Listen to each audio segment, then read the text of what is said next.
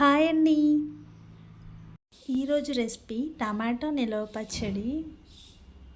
ఈ పచ్చడి సంవత్సరం అంతా నిల్వ ఉండాలంటే నేను చెప్పే చిన్న చిన్న టిప్స్ ఫాలో అవుతూ ఈ వీడియోని ఎండింగ్ వరకు చూడండి. ముందుగా టమాటాలను అయితే నీట్గా కడిగి తుడుచుకొని పక్కన పెట్టుకోవాలన్నమాట.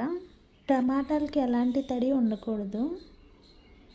నేను 2 కేజీల టమాటాలు తీసుకుంటున్నాను. దీన్ని ముక్కల కింద కట్ చేసి ఉప్పు వేసి రాత్రంతా నానబెట్టుకోవాలన్నమాట. ఒక డబ్బాలో వేసి ఉంచితే టమాటాల్లోంచి జ్యూస్ వస్తుంది. ఇప్పుడు హోల్స్ ఉన్న బౌల్ని తీసుకుని అందులో టమాటా ముక్కలు వేసి జ్యూస్ని సపరేట్ చేయాలన్నమాట. ఇప్పుడు 2 కేజీ టమాటాలకి 200 గ్రాముల చింతపండు అయితే సరిపోతుంది. ఈ చింతపండుని టమాటా జ్యూస్లో వేసుకుని నానబెట్టుకోవాలి. ఈ టమాటా ముక్కల్ని ఎండ బాగా తగిలే ప్లేస్లో ఒక కవర్ లాంటి దాని మీద వేసుకుని చక్కగా ఎండలో పెట్టుకోవాలన్నమాట. ఈ టమాటా ముక్కల్ని ఉదయం నుంచి సాయంత్రం వరకు ఎండలో పెట్టుకుంటే సరిపోతుంది. మీరు మా ఛానల్ని ఫస్ట్ టైం చూస్తే సబ్స్క్రైబ్ చేసుకోండి. అలాగే పక్కనే ఉన్న బెల్ని యాక్టివేట్ చేసుకోండి. ఈ వీడియో మీకు కానీ నచ్చినట్లయితే లైక్ చేయండి, షేర్ చేయండి. టమాటా ముక్కలు ఇలా చిల్లులు ఉండే దాంట్లో వేసుకుంటే వాటర్ మొత్తం సపరేట్ అయిపోతుందన్నమాట. ఇప్పుడు ఈ టమాటా ముక్కల్ని ఎక్కడా కూడా ఒకదానికొకటికి తగలకుండా ఎండబెట్టుకోవాలి. ఇప్పుడు చింతపండుని మనం టమాటో జ్యూస్లో వేసుకుని చక్కగా మెదుపుకోవాలి. ఇదిగోండి, నానబెట్టుకుని ఉంచుకుంటే ఇది కూడా సాయంత్రానికి చక్కగా ఎండిపోతాయి అన్నమాట. జ్యూస్ మొత్తం అబ్జర్వ్ చేసుకుని చింతపండు సాఫ్ట్గా అయిపోతుంది. ఇగో ఎండ ఇలా బాగా ఎక్కువగా ఉన్న రోజు టమాటా పచ్చడి పట్టండి. ఇప్పుడు 2 కేజీల టమాటాలకి 2 టేబుల్ స్పూన్ల మెంతులు అయితే సరిపోతాయండి. ఈ 2 టేబుల్ స్పూన్ల మెంతుల్ని దోరగా వేయించుకోవాలి.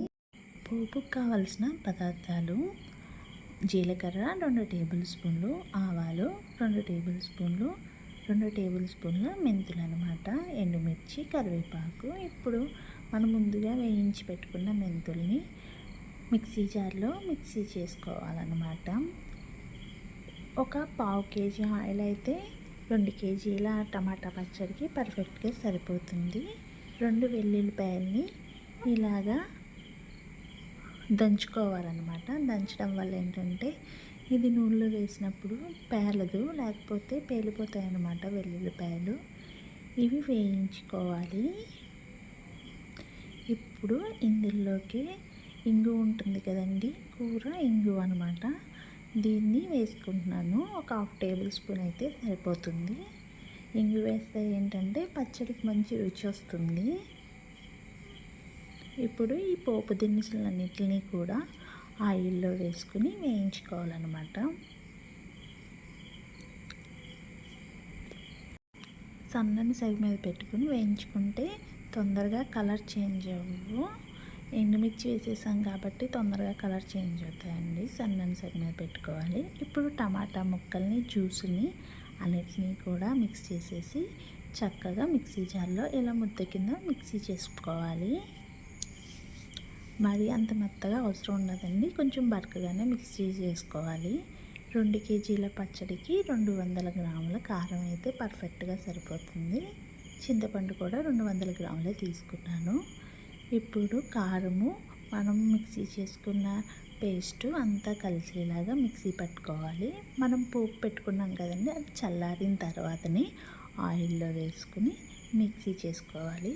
ఎంతో రుచికరమైన టమాటా నిల్వ పచ్చడి రెడీ అయిపోయిందండి. చాలా సింపుల్ ప్రాసెస్, కాకపోతే చిన్న చిన్న టిప్స్ అన్నీ చూస్తూ కూడా మీరు చేశారంటే పర్ఫెక్ట్గా ఎక్కువ కాలం నిల్వ ఉంటుందండి. పచ్చడి రైస్లోకి అలాగే దోశల్లోకి కూడా చాలా బాగుంటుందండి. మీరు కూడా మా ఛానల్ ఫస్ట్ టైం చేస్తే సబ్స్క్రైబ్